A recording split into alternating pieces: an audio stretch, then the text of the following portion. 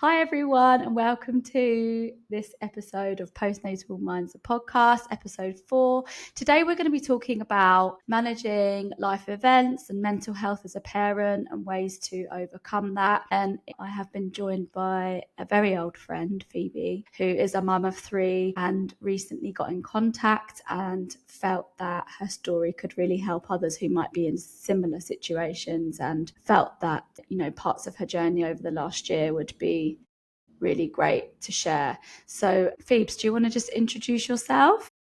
Yeah, so my name's Phoebe. I am a single mum of 3 amazing children. Peggy is 11, Bertie is 7, no, sorry, Bertie's 8, and Winnie's 2.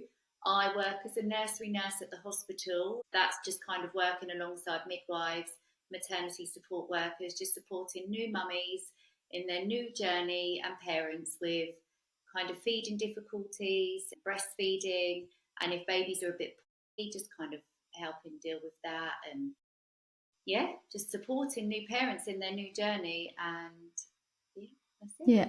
And fun fact, Phoebe was actually one of the first people to meet both of my babies because she happened to be on shift on the days that they were born. So that's a really nice memory that we hold. And I know that friends locally that go into Brighton to have babies, they always check out if you're on shift first because it's nice to see a familiar face. But yes, you do an amazing job. Sophie, take us to the start of this story that you're going to tell today.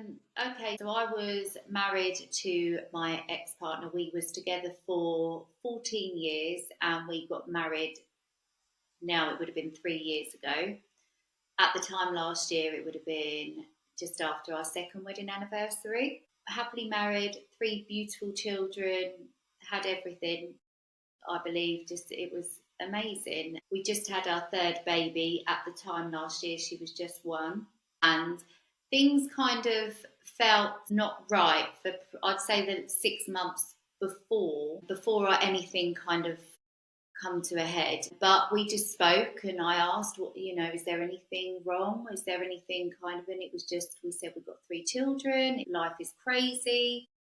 I was reassured, and everything was, in my eyes, I thought everything was okay. And I got completely sideswiped with some information that led me to decide it was the end of our marriage, which was absolutely, looking back now, was that my friends would say to me, this is the worst thing that could ever happen to you. Like, my family, my babies, my home, everything that I always ever wanted. I thought I was in a fairy tale. I had it, I had everything. And like that, it was gone, because I know what I want out of a relationship. I know what you need to make it work. And I knew that the information that I had found out, it wasn't going to happen. So You were just 1 year postpartum at this point, because that's still a vulnerable time as a mother, particularly with 3 kids, isn't it? Like, a lot to manage anyway without any extra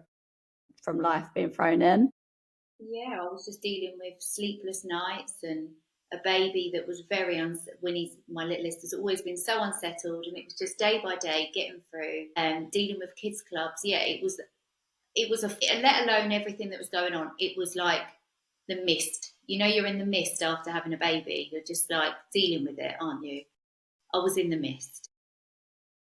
And presumably you go into survival mode, right? So what are those? You make that decision that the marriage is over, the shock hits. How do you cope with 3 kids and processing that practically and emotionally? First and foremost, straight away, I just was like, coming myself from a childhood of a breakup, a messy breakup with my mum and dad. I was like, I'm not doing this to my kids. They are not being affected by this. Obviously, there's a certain amount they're going to be affected, but I was like, I need to make sure that they're okay. So I had a therapist straight away, absolutely amazing. He has got me through. The advice that I was given, which I took, was to tell my ex he's free to do whatever he wants to do. He can go and be free. I will not interfere. I will not, drive him mad. I will not call and beg for anything. Like, I didn't want to do that. I just wanted him to be a good dad. and pay money for his children. That's all I wanted. So that was the first thing I said. It was basically a message to say, you're free. You are free from me. You're free from this life that we had. Just be a good dad. So that was the first thing I did. A lot of people going through things like this in life might not seek a therapist support until much later, might not even be able to afford therapist support. So that was obviously, sounds like it was an amazing resource for you. And what made you do that straight away? I didn't want to take the bad path. I didn't want to do the thing that is so commonly done and it's so easily done of self-destruct. I could have like I could have given up. Like I felt like giving up. Mm. Like I didn't see a life without my ex. I was not used to it. I was with him from 19. So it was like I need to do this the right way, and I believe that things come in your path for a reason. And this therapist crossed my path. Fortunate enough to have him, and that's kind of why I went with him, and I took every bit of advice, and the advice that he gave me I want to share with you guys, to because it's so much healthier than a toxic breakup of fighting and arguing, and it's just not good for the kids. They're going through trauma as it is, and you've just got to be the strongest version of you. It takes an incredible amount of strength to do that. Yeah. So how did you tell the kids that it was happening? Like how did you do it? So I think it was 5 or 6 days after I decided to send the message and pack all the bags and get everything out the house. I took the kids for a long walk. I'll never forget it. It was awful. I had all my friends come round to my house, and the kids just knew it wasn't right. I told them that Dad was working, which he never stayed away from the house. So they was already not sure. They didn't know what was going on. And then all my friends were here, and I was so overwhelmed. I remember just sitting there looking at my three kids thinking their whole world is just going to end in a bit. Like, I'm going to tell them. And it was awful. And I took a walk over Stammer Park, and I was sitting on the swing with my oldest daughter. And I just said to her, Daddy's not been at home. We've decided that it's best that we're not together. And it was like I told her that he'd passed away. He sobbed, and she was like, no, no, no, no. And then my son was just like, Bertie was just so, he couldn't believe it. He was just looking at me, and he was like, no, no, no. Winnie was just a baby running around. She didn't, she doesn't understand. That was awful. And I wanted to protect them. So I told them that Mummy and Daddy argued a lot, and we thought that maybe it was best that we are not together anymore. But in her eyes, she was like, but you didn't argue. I never saw you argue. That was hard. That was so hard, because I felt almost like they maybe felt like I was making that decision. I was, but it wasn't off my actions. It wasn't your choice. Yeah, you were kind of forced into that choice. Yeah. And I bet that's probably a day and a moment that you think back to quite a lot when you're having the harder days, I can Yeah, I imagine. remember coming home after we went, and I had a bath, and I was in the bath just sobbing. And then I was like, you'll get these moments, like people that are in this situation, you're like, no, no, no, come on, up, up, up. And I remember getting up and putting Jess Glynn on, and I was dancing in the bedroom with her, and we were just really dancing. And she was like, Mum, you can dance. And I was thinking, yeah, there's so many things that Mum, you don't know about Mum yet, and you're going to learn. Like, you're Mm. going to see how strong I am. And she's got me through. Like, honestly, my oldest daughter is just so wise and so clever. She doesn't realise how much she's helped me. She's just been absolute star. Yeah. I always think at times like this, the only time I can compare to is when we got Arlo's diagnosis when I was 28 weeks pregnant. And obviously I had a 3-year-old that I had to get up for and parent. And actually it was her, I remember her saying little things like, Mummy, it's going to be okay. And like, Mummy, don't be sad, and like wiping my tears. And I remember like thinking, they're so tuned in and they're so wise. It's so powerful when you've got that bond with them. And you're painting a very like strong and stoic and like get up and go picture, but were there days where you were just totally overwhelmed and you thought, I'm gonna lose it? Because there must have been days where you couldn't put music on and be okay. No, there was bad days. Like I was being sick from trauma is obviously what it was. I kept being sick. That was hard because my son's got a phobia of people being sick. So I was Mm. trying to hide that. And there was days when I was just being sick. I couldn't eat. I was so weak. It was awful. It really Mm. was awful. I just kept thinking. I remember one day saying to someone, I can't go on," and they was like, "But what choice have you got?" And I Mm. remember thinking, I haven't got a choice. That I've just Mm. got to keep going. You've got to keep going when you're a parent or a mum. And that can be quite suffocating, can't it? It's like when people used to say to me, "Oh my God, you're so strong." And I used to almost be like, I don't want to be strong. I just have to, that's just how I'm living. Like I have to be. So how long did it take for you to come through that really hard patch? You know, at what point did you think, right, I'm okay? Because we've all had that experience of a relationship breakup where you have the raw end of the world bit and then you're through it and you think, right, I can see a light now and things will be okay.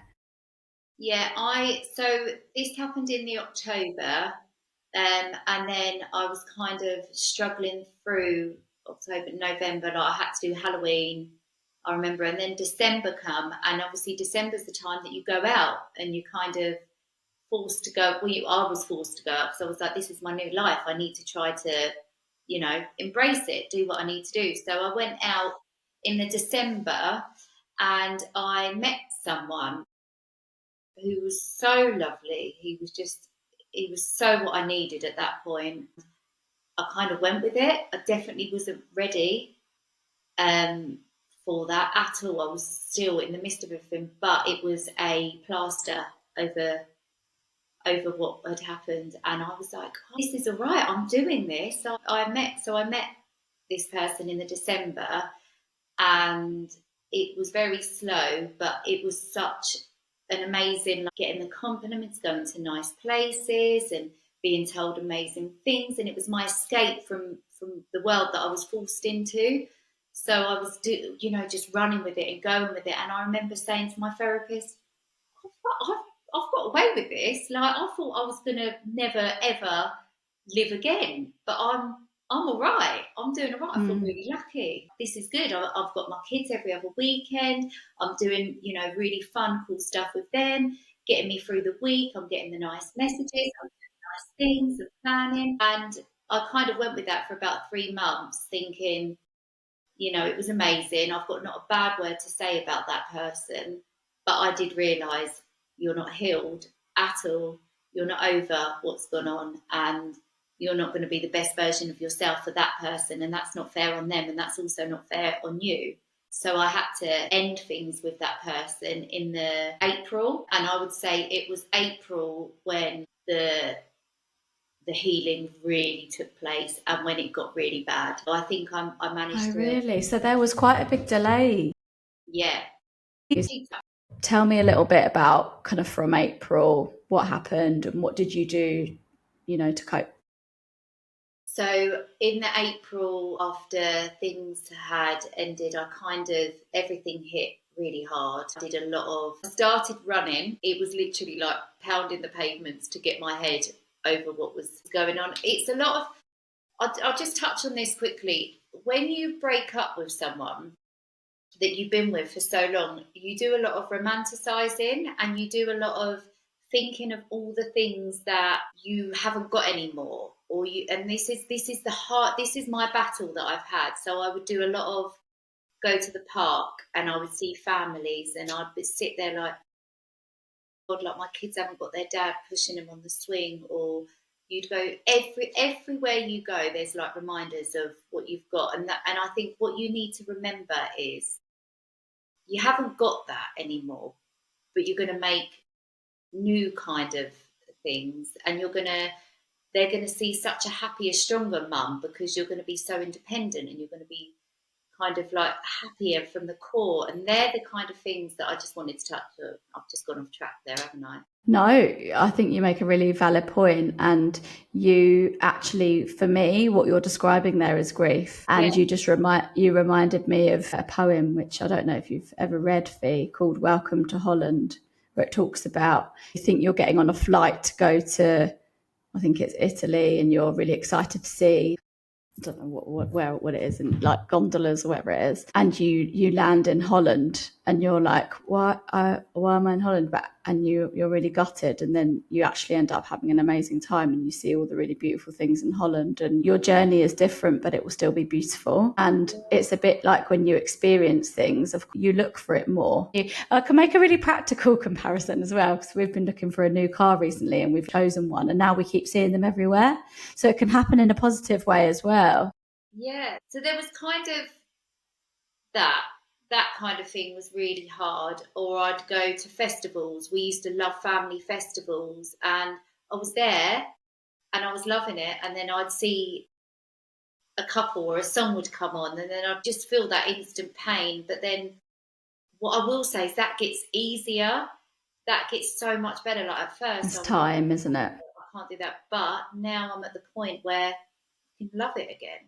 Again, you're describing processing, and you're describing grief. So time passes, and you start feeling stronger and better. You're now kind of 6 months on from where you were in October when you made the decision to end your marriage, and then something else huge happens. Do you want to tell us a little bit about that?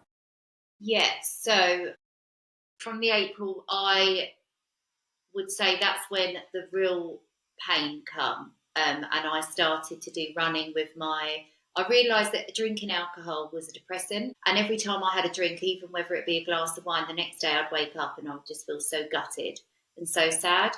So I went basically sober. I was like, I need to change it up. I need to do things different. So I went sober alongside running, and I was with my brother a lot, who's a recovering addict.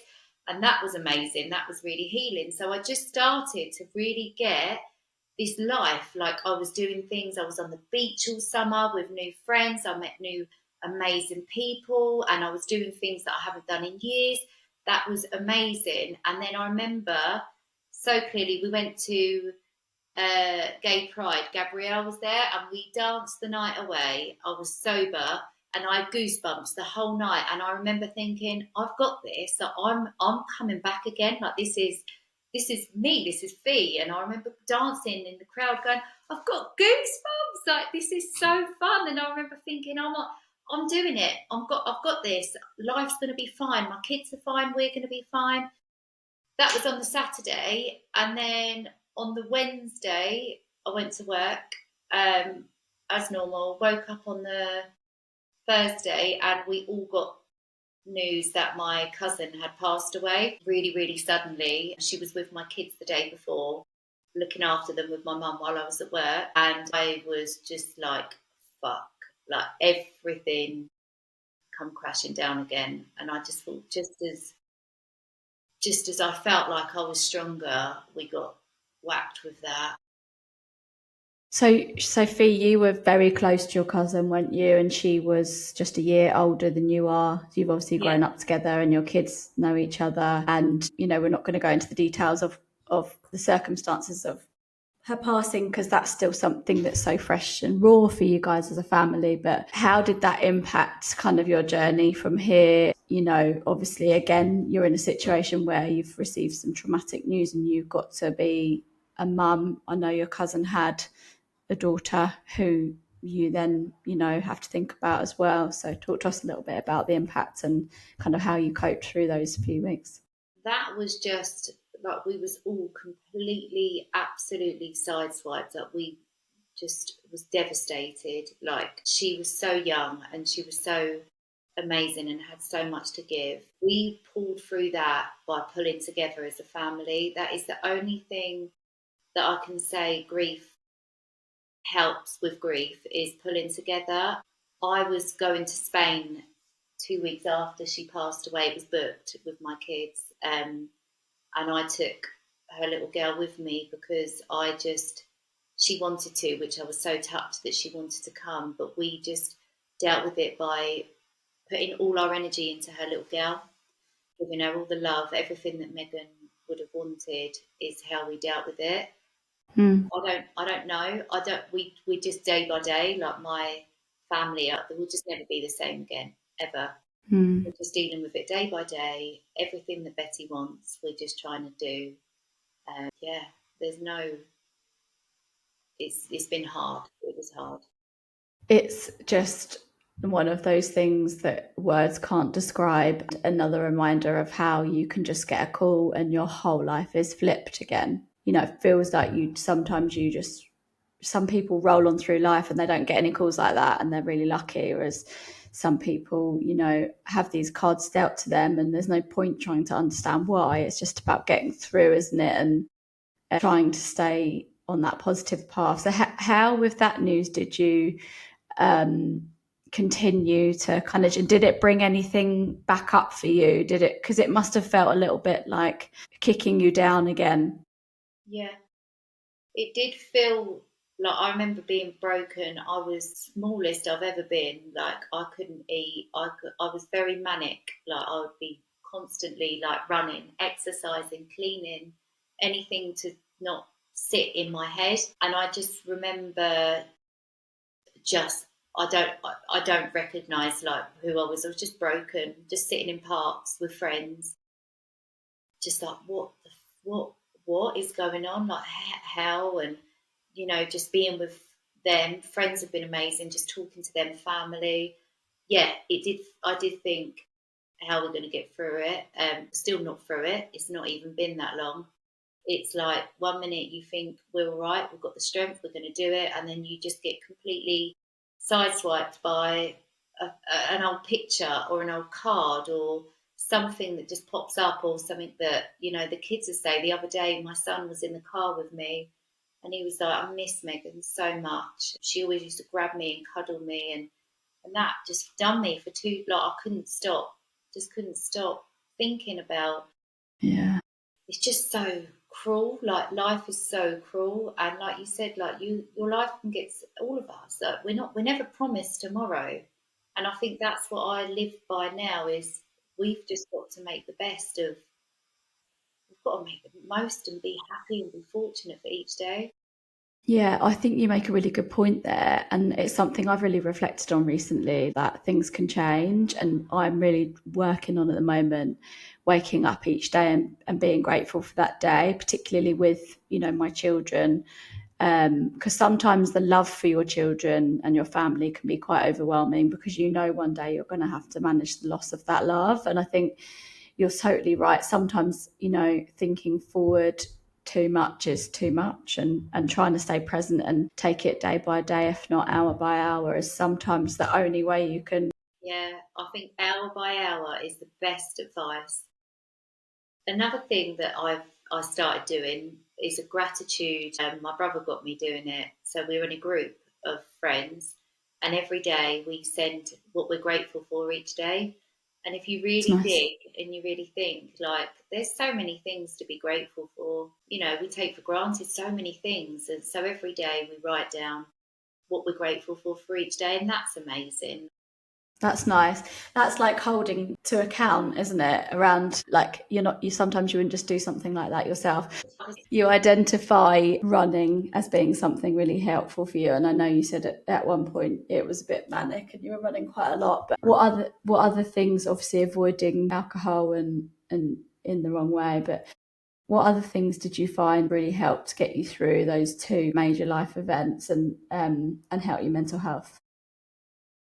Being around friends has been amazing, and I'm lucky enough to have so many amazing, talented, special people around me. Like I'm just swamped by them, and I'm so grateful for that. And one thing I did was on, this was an idea, and I just thought it was so lovely, and I hold it in my heart forever. On my, what would have been our 3rd-year wedding anniversary, me and my ex always had a bottle of champagne left from our wedding. We had like 3 or 4 bottles, and we said every anniversary we'll have a bottle of the champagne, and we will, you know, cheers to another year or whatever.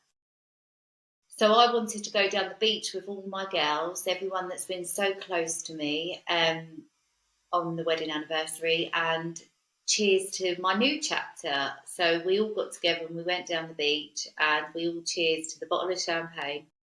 And it was actually the last bottle, which I didn't realise. I was like, that's quite ironic. And we Fitting. all sat and then we wrote things down that we wanted to let go of and we burnt it. And it was just our way of moving on. And everyone's got stuff going on. We've all got stuff going on in our lives and we all just kind of done that as our way of moving on. It was such a special night and I'll remember it forever. It was lovely. That's one thing that I kind of did. Boxing, absolutely loved boxing. Oh, really? I absolutely loved it. It got me through just going in there, and it's like my meditation. My mind was too manic to sit and meditate. So go and smash some pads and I'm not thinking about what's going on. That really helped. Another thing that I want to say is so helpful with anyone that's going through breakups is don't do the angry argument, bitter stuff, because that only prolongs everything and that makes something that, this is how I look at it, something that was so beautiful once upon a time makes it really ugly. And that's something Hmm. that I didn't want to do. I didn't want to make it ugly and bitter and nasty.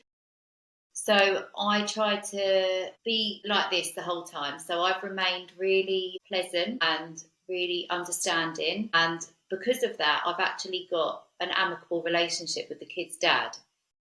Yeah, so I was going to ask you actually, like, how's the whole co-parenting thing going? It's been hard. There's been times when I just could, you know, lose it. But I think it's been so, and I have lost it. I'm not an angel. Like I have probably not bit my tongue when I wish I should have. I've just tried to really, really have a friendship with him for the sake of the kids, and that has been so much more beneficial for them. They love seeing us get on when we can have a conversation about them, and it is always about them. It's been about them since we broke up. Yeah, of I think course. that's been discussed. But again, Fee, not everyone could do that. And that, that takes a huge amount of courage and strength and self, inner strength to even do that. So, you should give yourself credit where credit's due there because not many people could facilitate that after kind of what you've been through. Yeah, it pays off by doing it that way because Yeah. there's just no point in, yeah, it's not fair on the kids. Yeah. So how have you found all the firsts, like first holidays, first, events and lives? The first holiday that I did, I went for, luckily, my friend lives in Spain, so I flew out to her. I've never flown on my own. And when I was in the midst of it, she was like, come out for the weekend, you haven't got the kids. So I booked it and I was so like scared, nervous. And when I got out there, it was amazing. Like, I did it and all these things that I've not done before. I flew out there and had the most lovely weekend with my friend. And it sort of got me ready to do the holiday with the kids on my own because I didn't ever want the kids to miss out on what we normally did every year. I wanted them to continue that lifestyle that we always had. So the holiday was a priority. Straight after the breakup, I was like, we've got to book Spain. We are going there to see our friends that we've always been to see. So I was really nervous. I ended up flying on my own with four kids, two 11-year-olds, one 8-year-old, and my 2-year-old. I felt so empowered at the airport. Like I just smashed it. Like just going through there with the kids. They was amazing. It's like they knew they was helping me with everything. That's That so nice. holiday there was moments of like being, memories of seeing dads on the beach and my kids not having their dad to go swimming with because, we do, you sort of take Yeah, turns. you have your roles. Yeah. Yeah, that was quite hard, or visiting places that we'd all visited and the kids asking things. But overall, the holiday was all about them, and I've never had so much quality time with them. We had the best conversations, we made the best memories, and it is really scary doing it on your own, but you make new memories, and you Yeah. see you like you all pull together. You're a team, and we pulled together, and that was amazing. There's something about kids, isn't there? That they do just get on with it and do it when you really need them to. Because, like, some mornings can be carnage when you're trying to get, like, the one thing you need them to do is, like, get dressed when they, just lie on the floor or don't want to wear that or delay it. And you're like, it really gets you wound up. But when it makes me think, like, yesterday morning, I had to be at the GP at 8:30 in the morning, and I was thinking, how am I going to do this?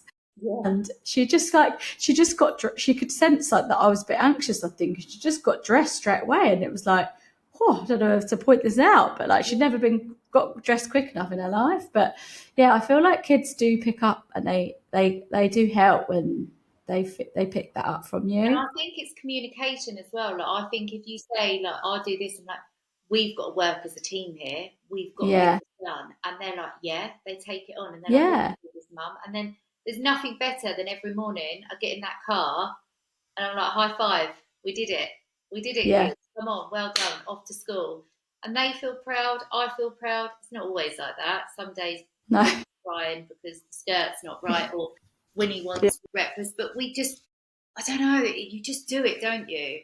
You just do it. If we're getting in the car, I always try and put a song on and always try and have us all sing something before, so that it ends, even if the morning's been Yeah. carnage, it ends on a nice night. Anyway, we're going off piece with, like, school and nursery runs now. But going back, Fee, did you at any point, in the really hard times, did you have contact with your GP, and did you ever need to go on any prescription medication or anything like that, or were you ever diagnosed formally with anything? Yeah. So I had an emotional breakdown in May.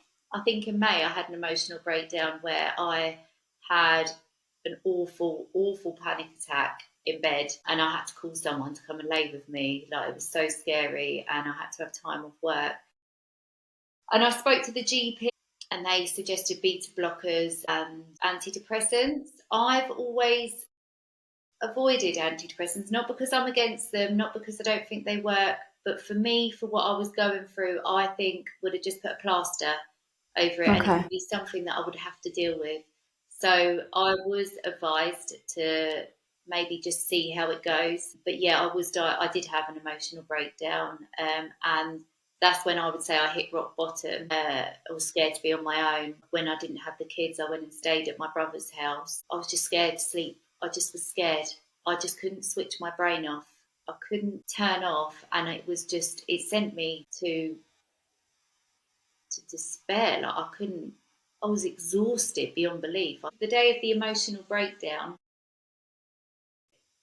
dropped my little girl off to her dad because I was like, I can't cope. I feel so drained. And I dropped her off. And the next day, she had a procedure for a brain scan, which is all fine. She's fine. But I remember dropping her off. And then the next day, we had to be at the hospital really early. And I just slept while she went under. I couldn't even I was just sitting there, just drained. I slept on the bed for like while she was down, which I would never normally do. I would just be like hovering around the door or just couldn't sit still. But there was nothing. I was just a shell. I just remember sleeping, and then when she come round, she just slept with me. So yeah, and then from then I did all my things of running and Yeah, I feel like people really underestimate that exhaustion part of any, like, trauma reaction or depression or anxiety. And I think, like, how tired you feel, it's almost comparable to, like, that when you first get pregnant and you have that really awful yeah, tiredness the first 3 months. Like, it's like you were saying about being able to put one foot in front of the other, and then when you try to sleep you can't, you're the brain just overstimulated. But doesn't switch off. yeah, and I think a big part of, even if you're really low or you're, whatever's happened, a big part of that is anxiety. And coming out of anxiety, when you're feeling it physically and you're not in control of that, and you're not, certainly, like, not used to feeling anxious, it's really, really challenging to pull through that, Yeah, for sure. it's really hard. The top tips is like nap when you can, because I used to find napping in the day easier because I like things going on around me. Nighttime feels scary because you feel Mm. really alone. So like little daytime naps, even if I just would lay on the sofa and catch 20 minutes with Winnie, just those sort of things really help. Yeah, just the run, like I said, the running or stuff like that, just to stop your mind from thinking over the negatives and retraining yourself to think of the positives that are going on around you. It's so easier said than done. We can all sit here and give the advice, but it really is day by day, hour by hour, every little bit that you can think of, try and put it into that day. When you've got through one day, we're like, right, we'll do the next day, and we just hope for a better time. It does get easier. You find little Time. ways to cope, and it does get easier. You speak to Yeah. people, you meet people, you hear their experiences. You find someone you meet, and they can come up with something, and it really clicks, and you're like, like they've got through that. It's funny, isn't it, as well? Because I remember I saw you a few months ago, didn't I, for the first time, and I said to you straight away, like, something going on, because I could see that you'd lost a lot of weight and you hadn't been as like present on social media and stuff like that. And you obviously openly told me then, and I remember thinking, God, when you see someone's life so stable and picturesque on social media, as we do, with a lot of people, what a huge thing to overcome. And that we're now back in touch and we're doing this, and none of those things would happen, all the little ripple effects of Yeah. a huge life change that you don't see kind of the small positives of. So you've gone on your really positive journey, and it's really brave to do that and then share it, because a lot of people would want to just move on. What does like the next few months and years look like for you? Like have you got any goals or plans or things for you moving forward? Keep working on myself, keep getting stronger than ever. I want to be the best version of myself for when I do feel ready to have a new relationship. My kids at the moment are my priority. I've got festivals booked for the summer with the kids. I'm trying to get on holiday again next year. I start a new job in January, which I'm so excited for, which is going to be out in the community. Day by day, I'm just taking it day by day. I'm doing small steps. I'm going to continue working on myself. I'm just going to give my kids as much time and energy as I can. And yeah, just day by day is all I can say. And two questions from me to kind of round off.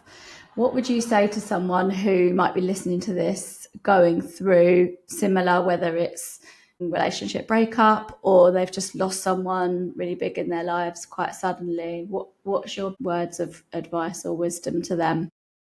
Day by day. If you can't do that hour by hour, small positive changes every day, do something that you wouldn't have done before that's positive, whether that be get out for a walk, talk to people, meet people, be open to new things, and just, yeah, be open to new things and go down that new path of where your life's going. For grief, it really is day by day, hour by hour. Mm. Talk about the person, do things in memory of the person, listen to the songs they love, don't forget them, keep their memory alive, is how I've dealt with it. Not everyone's the same, but it's just acting as if they're still here, because they are here, not in spirit, not in Mm-hmm. body, but in spirit they're here. So keep them alive. That's nice. And if you could look back I mean, it's probably the same advice, but what would you say to yourself a year ago if you'd look back, kind of the day that you realised, your marriage was over? What would you say to yourself now? Got this. You're going to be all That's a right. nice one. You're going to be all right. It feels like you can't see it at the time. You feel like your life is over. You're never going to meet someone. You're never going to move on. Put the work in, and things can only get better. Do the right And thing. I like that. Like, sometimes you won't feel any benefits unless you do something as well. Like, if you lie in a bed and give up, then nothing's going to change. Like, Yeah. but a really small thing can have a big impact. That's a really nice concept. And And work, it's you've got really to work normal hard to on go it. backwards, two-step backwards. one step forward, that's normal. Don't think, oh my God, I'm doing it, I've got this. And then you go backwards and you think, oh no, it's not. It's like, no, get back up, try again. And bit by bit, those steps will be less back and more forward. Mm-hmm. And yeah, you'll be all right. Do the right thing, be the good person, and everything else will fall into place, I think. And you, I know, are on track to do the Brighton Half Marathon next year with me. Sign up to the run. Do the clubs, like do it. It's so amazing. The buzz you feel is unreal after. I know you've made me want to try boxing. I feel like I'd really like that. But yeah, well, I need to get it arranged. But I'm going to start up a mental health running group, and I know that you will come along to that seafront morning runs. And I know you and I are just like at the 5K stage. We need to kind of get our asses in gear. Our asses in gear and up our times. Like, we've got time. March the 2nd, we've got this. Fee, thanks so much for coming on and being so open about some of the most vulnerable experience you've had in your life. And I know that there will be particularly women and mums listening to this who would just be in awe of your strength and everything you've got through. And yeah, and we'll definitely take your advice and take wisdom out of some of the things that you've shared today. So thanks so much. Thank you. And thanks everyone for listening to episode 4, and I will see you back next time. And as always, if you've enjoyed the episode, please subscribe, share, like, all of the above, and get in touch if you think that there's a story or a message that you'd like to share too. Thanks so much. Bye. Oh, how